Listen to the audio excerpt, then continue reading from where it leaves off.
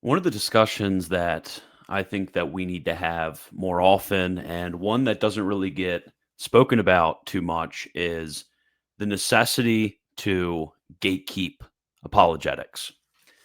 Really, what we need to be more comfortable doing is to tell people and let them know that it is okay and it's fine to not be in front of a camera, to not start a TikTok account or Twitter or Instagram for the purposes of defending the faith. Actually, what I think is most important is that we need to discourage people from a lot of these things. Often, what will happen is you'll have somebody and they will convert, they'll become Catholic, they'll do a lot of research. Maybe they're a Protestant or non Christian or whatever else they are. They'll go, they'll begin and start researching Catholicism. They'll learn a lot about Catholicism in the process. And the first thing they want to do when they convert is they want to get in front of a camera. And, bit of a hypocrite here because that's kind of what I did. But we need to be more comfortable doing is to let people know that when this happens, they don't need to do that. And they need to hear about how this can be extremely damaging. It can be damaging to themselves, it can be damaging to the church, it can be damaging to their non Christian hearers. I mean, it's very easy to see how it can be damaging to themselves. Obviously, there's the aspect of them being judged more strictly, in accordance with the type of position you've put yourself in or the type of office you've been put in, you'll be judged more strictly. St. James says this. But there's also the aspect of, for a lot of immature Catholics, somebody who has just entered into the church, somebody who is a neophyte, there are grave spiritual and intellectual damage that occurs to them when they are in these forms of contention, right? Obviously, there is the issue of the fact that they can be bested in a debate. This happens all the time. You'll have somebody who's new, they'll get bested in a debate, they'll lose, they'll hear points that they don't know how to answer, or things like this. And actually, a lot of times, this is kind of a dirty secret amongst a lot of these people, but a lot of times when they're losing these debates or they have points that they don't know how to answer, it causes them to question Catholicism. It actually causes them to begin to put into question that faith which they have just accepted. And this is extremely, extremely deadly. It's extremely dangerous for a lot of these people. It stunts their intellectual formation. Because what you should be doing is if you want to go and become an apologist, a theologian, whatever other sort of aspect of the intellectual life that you want to enter, what you should be doing is you should be studying broadly and systematically. You should be studying De Una Trino, doctrine of the oneness and the threeness of God. You should be studying the sacraments, Christology, Mariology. You should be studying fundamental theology. All of the aspects of theology, church history, biblical theology, all of these should be put in a balance. You should be studying all of these equally because there is a necessity when it comes to the theologian of having a universal grasp of things. A theologian is not somebody who merely studies this single topic in a lot of detail and that single topic in a lot of detail and doesn't know about the rest. No, theology is a science and there's a synthetic aspect to it. So actually, the true and proper theologian, they need to have this broad view. But with a lot of these new apologists, when they're entering into the fray right after their conversion, what they will do is they will hyperfixate or focus on one or two little aspects. So let's say they're in a lot of contentions with the Oriental Orthodox. What they'll do is they'll go and they'll fixate on Christology. So they've entered into the church. They need their intellectual formation. And a year later, what do they know about? I mean, they know about St. Cyril's Christology in a lot of detail, and they've thought about it a lot, but they haven't really studied anything else. Or maybe they're in debates a lot with Muslims. So they know a lot about, weird Quranic textual criticism. They know a lot about, the logical problem of the Trinity, but they can't really tell you much about basically anything else when it comes to Catholic faith. You have somebody who goes against Protestantism. They know a lot about the history of the canon or something like that. They don't really know about anything else. So there's a stunting of the intellectual growth of the individual that happens when they just enter into the fray right away. And beside this, there is a grave spiritual and moral uh, gravity to the situation that often weighs on the individual when they're in this state of immaturity. You don't send out somebody who is a new recruit into a dangerous mission where they're directly fighting the enemy, right? That would be stupid. That would be silly. You don't send out, the high school, military school boys to go fight, right on the front lines. That would be stupid. Rather, you need training, you need experience, you need to be strengthened for these types of events. It can be very morally taxing. There's a lot of temptations that come from these types of disputes.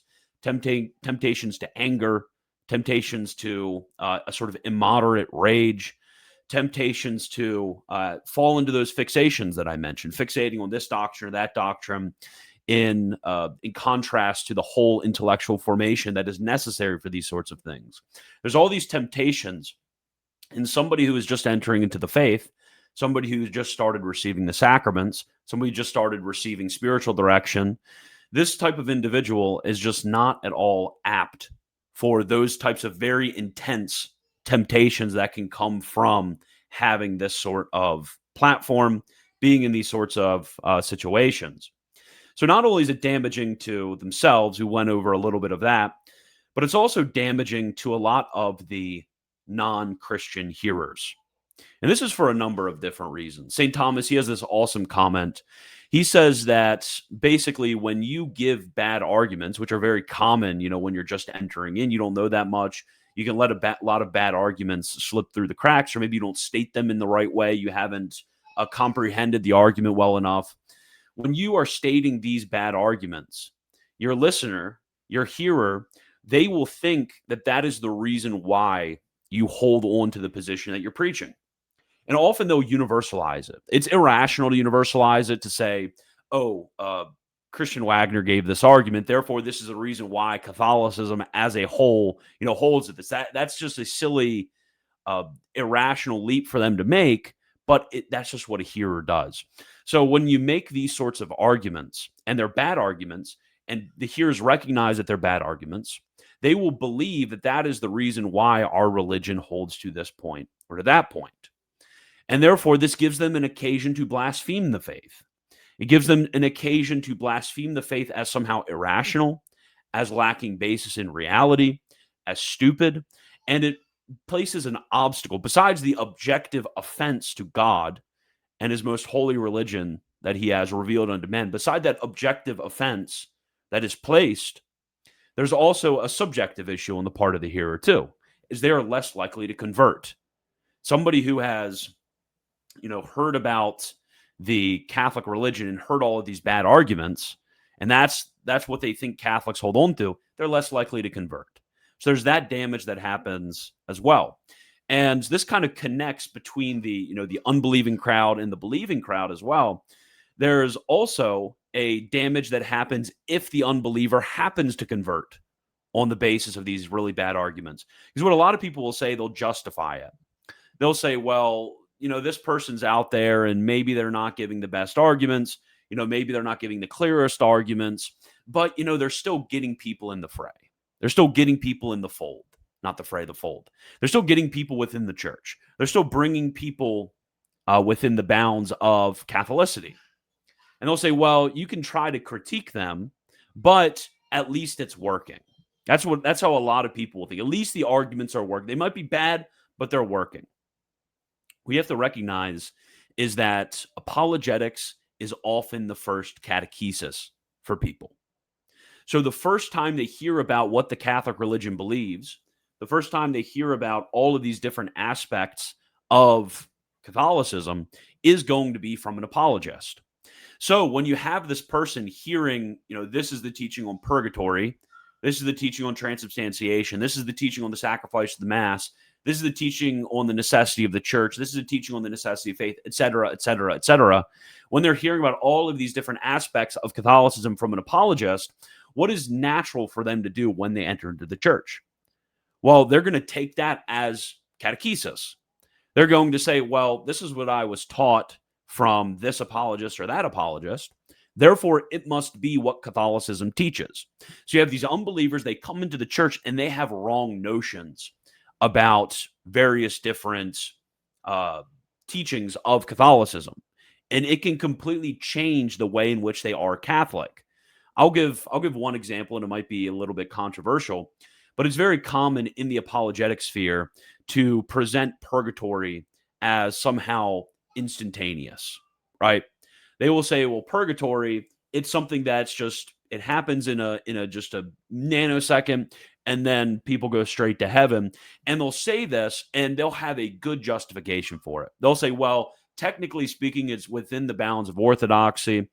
And they'll say, well, it's a lot more palatable for Protestants when they hear this rather than, somebody is burning in purgatory for 1,000 years. So we should present this version as within the bounds of orthodoxy. And therefore, that is just one less obstacle for salvation, right? It's one less obstacle for this person joining the Catholic Church. And that may sound like very attractive reasoning until you think about apologetics as catechesis. You have to ask yourself the question, should you be teaching people these niche theological disputes of what is within the bounds of orthodoxy when they are simply a catechumen? Everybody would think you would be ridiculous if you were doing that to a catechumen. If an OCIA director went into a class of catechumens and started talking to them about the differences on the theology of predestination between Molina, Suarez, St. Thomas, Blessed Scotus, and all of the different schools of predestination to a bunch of catechumens, obviously the person who would be preaching this would be completely ridiculous, because that's just not something they need to know about. They just kind of need to know the basics of the church's teaching. They don't need to know about all the disputes and differences. That would just be too much. And oftentimes it can lead to a lot of bad effects in the future because they're not likely to understand it well. And even if they do understand it well, they could have spent it understanding something they actually need to know about. But people don't think of apologetics as the first catechesis. So what would be absurd in catechesis is seen as totally fine in apologetics. So that person who they've been taught this instantaneous view of purgatory, let's say, this completely changes the way in which they live as a Catholic. It happens all the time, right? You'll have the person, they will not really understand the complete synthesis of the faith and the practices which flow forth from it. So this person, they may not be really attached to or understand the reasoning behind the continuous prayers that we offer to the holy souls in purgatory. That changes a significant part of the devotional life of a Catholic from this niche view that they were somehow presented to as an unbeliever. It completely changes the way in which they live and the type of spiritual fruits that they produce as a Catholic.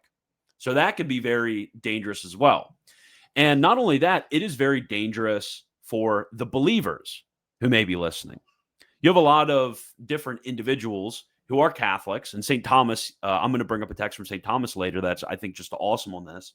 But often what you'll have is you'll have these Catholics who tune into these debates. You have the unbelievers who tune in, and that's great. But you'll have Catholics who tune into these debates as well. Now, there's the question, I think this is an open question, of whether one should even debate in front of an audience of lay Catholics. And St. Thomas, he has an awesome take on this. But it is especially grievous when you have somebody who is completely new to the faith, right?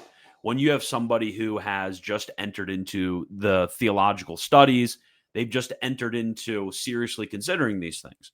Because what often happens when you have a neophyte debating, we've seen it time and time and time and time again, they won't present the teaching of the Catholic Church well. It happens all the time. They won't present it well, so they won't present the actual doctrine itself well. And therefore, you have unbelievers who are misinformed, but you have Catholics who are confused, Catholics who are now being taught error, and that's obviously bad. But something even more insidious happens. And this happens when they lose the debate. You see this time and time and time again. You have somebody who goes up there, tries to debate somebody of a different religion, and they completely blow it. Now, what do you have? You have the unbelievers. They're being confirmed in their error. That happens. But now you have all of these Catholics. And these Catholics are scandalized by this. Because what is scandal?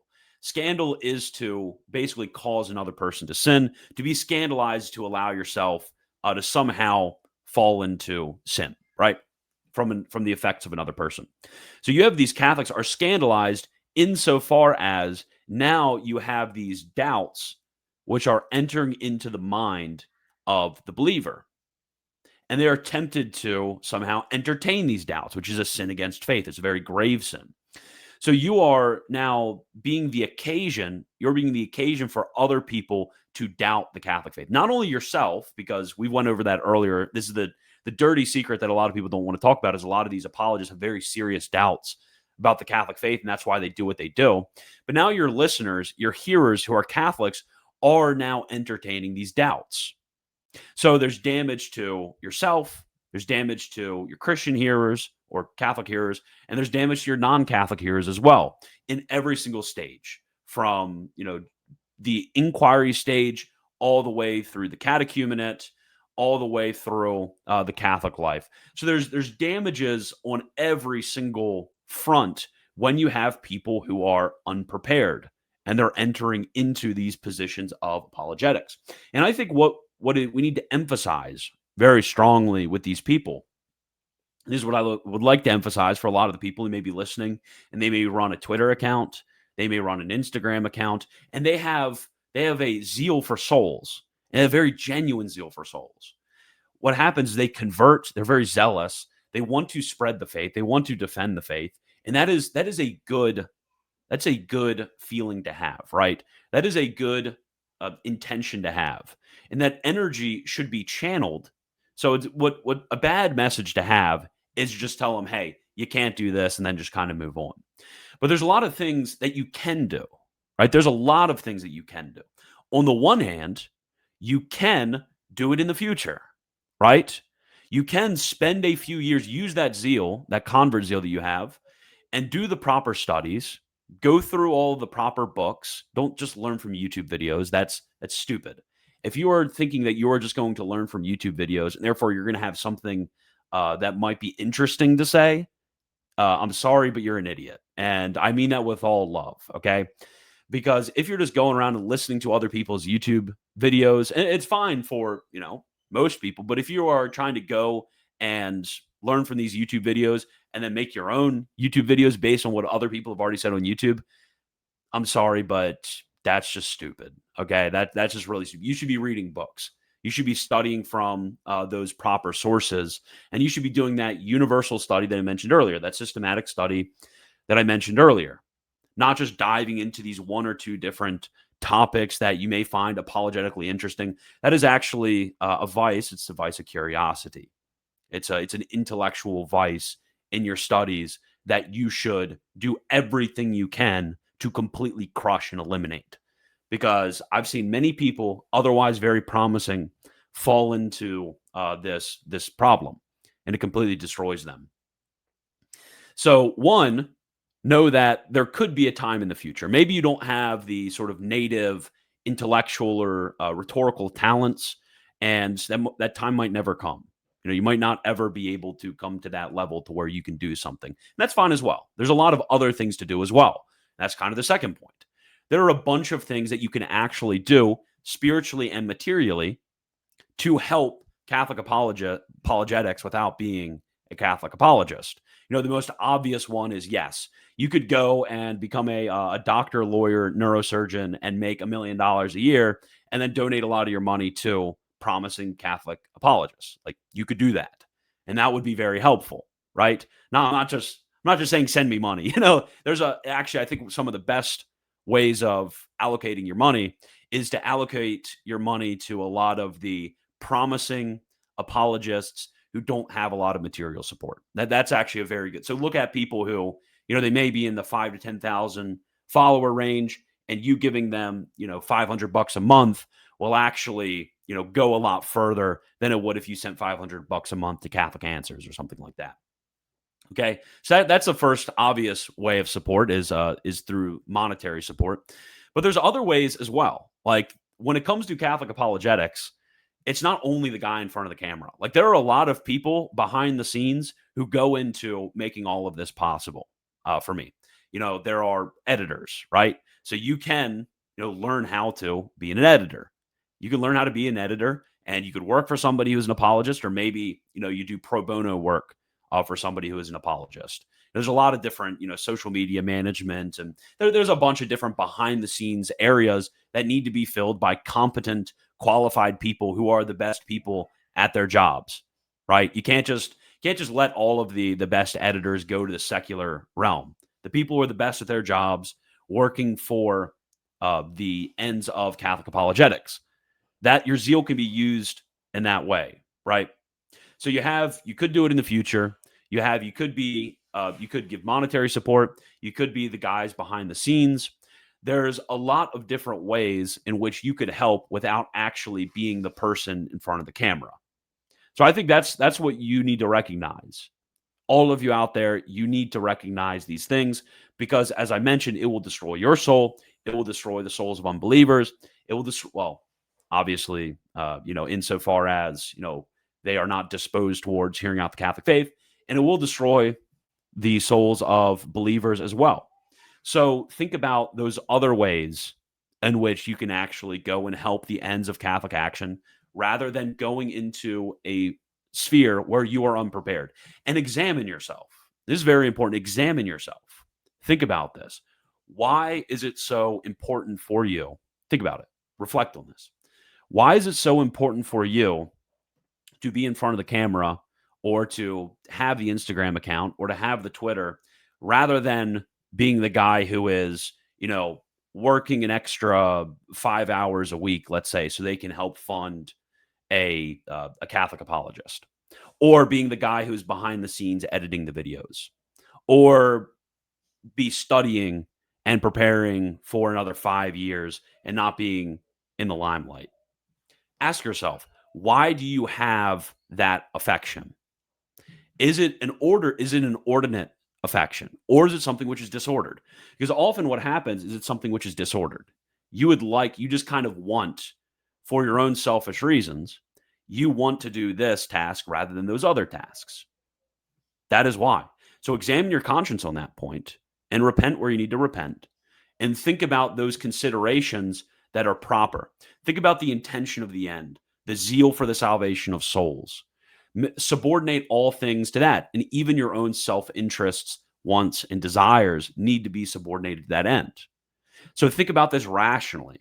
Don't think about what would offer the most in your mind, what would offer the most personal satisfaction for yourself. I think that's a very important message to have, is think about your intention.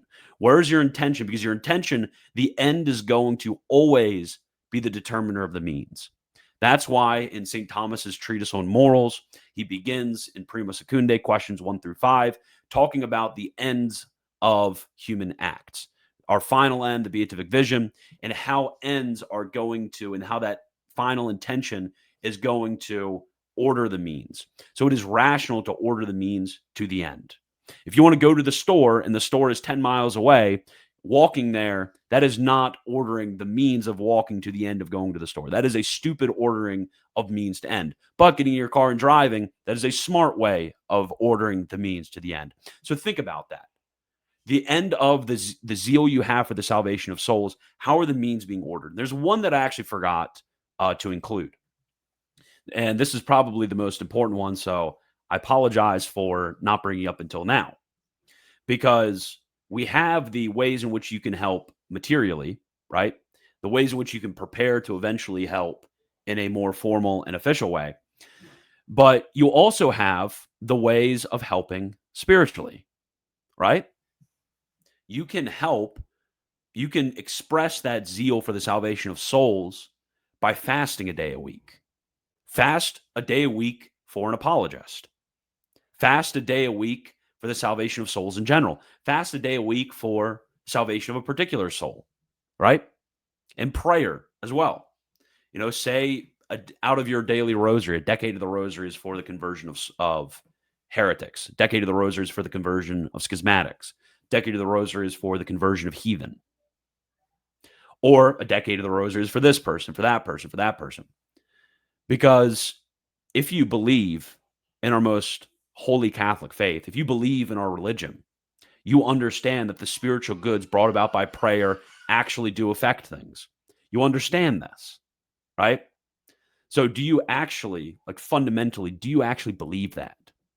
Do you believe that praying a rosary for, I don't know, Joe Heschmeyer is actually going to be more efficacious than you making an effort post on Twitter or making a carousel post on Instagram or something like that, or going on a live stream and making a video? Do you actually believe that the one can be more efficacious than the other? Like, do you believe that? You have to examine yourself again. Examine yourself. Do you actually believe that prayer does something? Do you actually believe that you can impetrate God and change things through prayer? Like, do you actually believe this? So think about this. Think about it more and more. And this may actually, you may actually come to realize that what you thought was a zeal for the salvation of souls, what you thought was the new convert zeal, right? That was actually the whole time self-interest, and self-interest in a way that is naturalistic, that is materialistic. And a lot of you need to hear that, because if that convicts you, good. Now you know how to fix things. Now you know exactly what to ask your spiritual director for, what to reveal to him, right? And he can guide you on how to fix that. You understand what things to pray for, the grace to actually have a true zeal for the salvation of souls, right? You actually know what to pray for forgiveness for having and wallowing in such self-interest. So these things are very important to bring up. And what I wanted to do before I leave is there's this very awesome section from St. Thomas. And when he's going over his commentary on Second Timothy, his Second Timothy chapter 2 lecture to, he just has a very good exposition of the question of, because we've made this very concrete, but he has abstract principles that can be very universally applied of, should I be engaging in this dispute? Should I be engaging in this debate here and now? It's a very important question to have. And St. Thomas, he answers it right here. So he says, therefore, contend not in words, but contention is a battle of words. So he's asking about, we're having a battle of words. We're having a debate. We're having a dispute. When is it actually something that is contentious and sinful, and therefore you shouldn't engage in it, versus when is it smart and when is it prudent and when is it spiritually beneficial to actually engage in this? Therefore, it can have two meanings. For a person is harmed in two ways when he speaks sharply. In one way, if this inclines him to favor falsity, as when a person trusting, clamors, and shouts attacks the truth. So there's this first way right here. So first, you have the individual who just goes out there, and the only way in which he is defending his falsity and attacking the truth of the Catholic faith is going to be through clamors and shouts and rhetorical flourish and all of this, right? And you shouldn't engage in this. It's not worth engaging in this. And actually, it would be somehow contributing to, it would be cooperating with the scandal that he is offering others and in the other person's own sin through engaging with that type of person. So first and foremost, is this going to be the clamors and the shoutings? So if it's the clamors and the shoutings, just don't engage in it. Okay. You just don't need to do that. Right.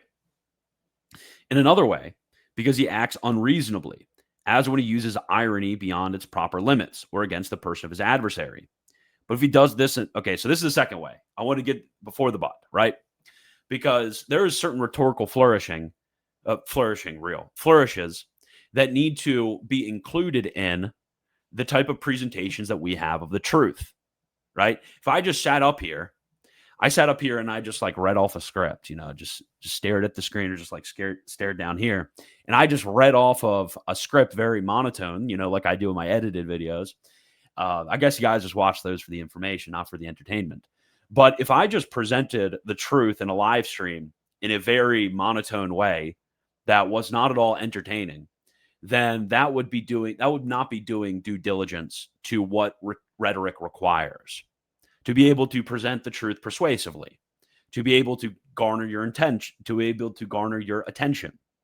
be able to sound pleasing to the ears, right? These are all things that are learned in rhetoric that are extremely important when it comes to actually presenting these things, because it helps you pay attention, helps you retain, it helps you get convinced, or at least be disposed towards being convinced by my words. But this can obviously be over applied. So if you have somebody who is a Catholic and they are completely exceeding the proper proportionality of the type of zeal and intensity that ought to take place in rhetoric, to where they're actually now defending the truth in these sorts of shouts and clamors in a way that is unreasonable, that is out of proportion, that's way too far, right? That is also sinful as well. But he does say, but if he does this in moderation and with the proper circumstances and on behalf of the truth, it is not a sin. So you can use what he calls irony in a way that is not sinful, but it has to be moderate and in the proper circumstances, and also obviously for the defense of truth and not for the defense of falsehood. Thus, it is taught as one of the means of persuasion in the rhetoric, Aristotle's rhetoric. But contention is taken in the sense of being immoderate when it is condemned in sacred scripture. But if any man seems to be contentious, we have no such custom, nor the church of God. And he says in words, because some people argue only with reviling words. And this, strictly speaking, is what contention is. But if this is done not with words only, but with true reasons, then it is a debate and not a contention. This is very important, right? These sort of, quote, contentious words, these sort of rhetorical flourishes that often come about in a speech. He says that if it is combined in a moderate way with true reasons, that's a fine way of going about it. So the first question that you have to ask yourself is a modal question. The modal question is, what is the mode? What is the manner in which this is being carried out? This sort of debate or dispute is being carried out. If it is in a good way, if it is a way where rhetoric is moderate and it's in service of the truth, then that's a fine way of acting. If you're debating somebody who is, simply engaging in the clamoring of words, that's just not the right sort of person to be in a debate with, right? Then when he says, for it is no profit, he shows the reason for his advice. Now he's going to give some of the justification for this. For a moderate debate, when it is conducted reasonably, is profitable unto instruction. But when it is only a contest of words, it denigrates into quarrel. Hence he says, but to the subverting of the hearers. So obviously, if it is a reasonable, moderate one, we can engage in it. But if it's only a contest of words, just don't engage in it. And he says that this actually is somehow harming the hearers. And this in two ways. First, when it results in a person's doubting matters which he previously regarded as certain. So this first way is extremely important. I mentioned it earlier. Sometimes when you are engaging in certain debates, obviously it's almost impossible to completely preclude the fact that you are going to engage in a debate with somebody and there may be somebody who is there and they are Catholic and they're somehow going to be put into doubt by the words of your opponent. Like, no matter how brilliant you are, the darkness of sin and ignorance is so great that even really crappy arguments put forward by people who are obviously sophists and completely demolished and destroyed by the opposition, through a thorough refutation, there are still going to be people who are going to be put into a state of doubt on this matter. But you can minimize it. You can recognize and understand, wow, there's going to be a lot of people, and it is pretty sure that there are going to be a lot of people who are going to be put in this situation if I engage in this debate, right? So in that case, just don't do it. Obviously, there might be, in a remote way, some people where this is going to occur. You can never completely remove that fact, but you just have to ask yourself, is this something which is going to, in a large portion, result in this? Second, because the audience is scandalized. So the second way I mentioned earlier, scandal is to be led into sin, right? So to be a scandal to another is to lead another person to sin. To be scandalized is to be led into sin. So are we leading people into anger, rage, contention, all of these immoral vices that bubble up in the heart of hatred, of just this sort of immoderateness? Is that what we're leading people towards in this? That's a question to be asked as well. Where there are many words, there's oftentimes want. Where envy and contention is, there's inconstancy in every evil work.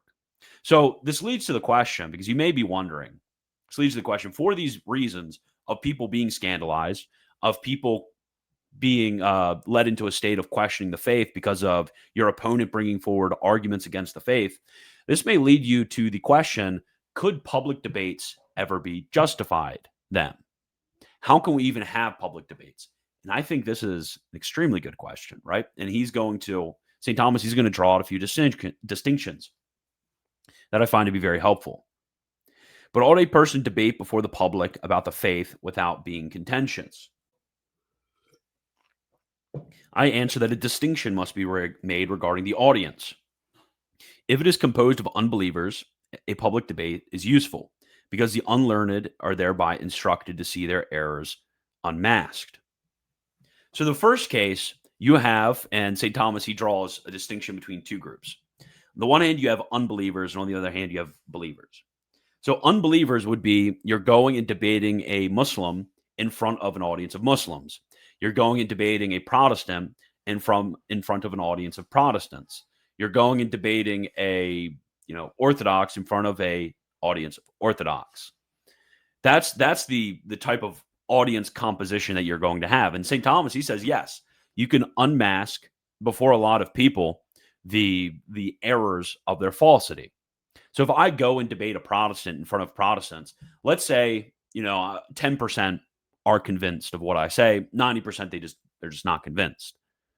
I've gathered 10% of people now from this group are convinced of what I'm saying in favor of Catholicism. That's a total win. 90%, they're not convinced, and that's not a loss. They're in the same position they were before. But now we have the second case.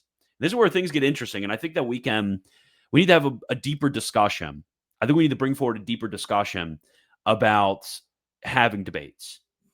I completely believe this. And, I have a lot of thoughts about it. And I would like to hear your guys' thoughts about it, because this is what St. Thomas says. And I think it's very reasonable. And I think that I've had this experience time and time again. And it's not because, as I said, it's not because, I'm not confident in my arguments. And I don't think that my arguments are persuasive. I think they're very persuasive. And I think I could respond to every point that is brought forward by the opposition. I think that can happen. But the issue is people are blinded by sin. They're blinded by ignorance. They're blinded by that sort of difficulty that often comes with the ability to abstract in a lot of these topics. And it drags a lot of people down. So even if I give very persuasive reasons in themselves, and even if I completely destroy the opposition, there's a lot of people out there who they're going to doubt the Catholic faith. There's a lot of people out there who will just not be convinced. That's just a reality. That's a reality on the ground when you are platforming you're platforming arguments from the opposition in front of an audience of people. So what are the implications for that? Like, what ought we to do? I think that's a very good question. The what are we to do? And I'm not entirely sure. But what is the most prudent act? And I'm not entirely sure. But I think that there's a very good point to be had here. So this is what he says. But if it is not composed of unbelievers, the debate is not useful but harmful. So if you're composed of Catholics and you're debating a Protestant, you have a Catholic audience, you're debating a Protestant. That's according to St. Thomas, this is damaging. It's deadly. Likewise, a distinction must be made on the part of the disputant. So obviously this is on the part of the audience, right? And there's a huge can of worms, and I think there's a lot of questions that need to be asked here. But now we can think about the part of the disputant. And this is what a lot of people are interested in. So are you as a person ready to be the type of person who is able to go out there and to debate? It's an important question. It says, likewise, a distinction can be made on the part of the disputant, because if he is prudent so that he can clearly discomfit his opponent, he should debate publicly. But if not, then he should never debate. It's a very good question, okay? You have to ask yourself the question, can you go out there, present with clarity and with conviction and in a convincing way the point that you're making with very good arguments in a way that's rhetorically sound? And can you refute all of the opposing doctrines of the unbeliever, of the heretic, of the schismatic, of whoever else? Can you soundly and solidly refute all of the arguments given and present your reasons with conviction and clarity, to where if somebody's paying attention and if somebody's considering it, they will be led to the truth, right? And any sort of reason for them not being led to the truth is on the part of their own darkness, sin, and ignorance. Can you ensure that? If you are even wavering when I ask that question, if you are thinking, yeah, he might bring up this and I might not be able to answer it, or I don't know, I'm kind of like down on this issue or that issue in the topic that you're discussing, obviously, not on like every topic, whatever, but in the topic you're discussing, then you shouldn't debate. You shouldn't debate. Okay. If that is even a iota of a question in your mind, do not debate because somebody may say, well, I'm kind of really sure, and that's enough for safe moral action, right? Well, this is a little bit different because there's a certain proportionality that is had. Like, for example, when it comes to the validity of sacraments, you don't use probability with the validity of sacraments because it is it's a very serious issue. And the same issue when it comes to the possibility of leading others into apostasy, the possibility of leading others into heresy. There's a certain degree of certitude that is even greater than the normal actions that you need to engage in a day-to-day manner. So he's going to go off a little bit on the second point. He's going to bring up three things that I think is extremely important that we can kind of leave off at the end of this video as three questions to ask yourself right here. So about yourself. Obviously, we've went over the audience and things like that, but about yourself. We went over the audience, we went over the mode of the act. Now think about yourself. Then when he says carefully study to present yourself, he describes the correct method of resisting. First, in regard to the right intention. Second, in regard to the proper actions. Third, in regard to the right doctrine. So there's three questions to ask yourself. One, do you have the right intention? Are you doing it for the zeal of souls? Are you doing it because you want to see that person in heaven or those persons that are listening in heaven? Or are you doing it out of self-interest? And some people, they may be doing it out of the desire for fame, the desire for money, the desire for power. Some people, they may be doing it because of hatred for other people. I think there's a huge thing, actually. I think there's a massive thing. And especially comes in, and this, think about whatever you think about when it comes to this. I think this especially actually comes in with anti-Islamic apologetics.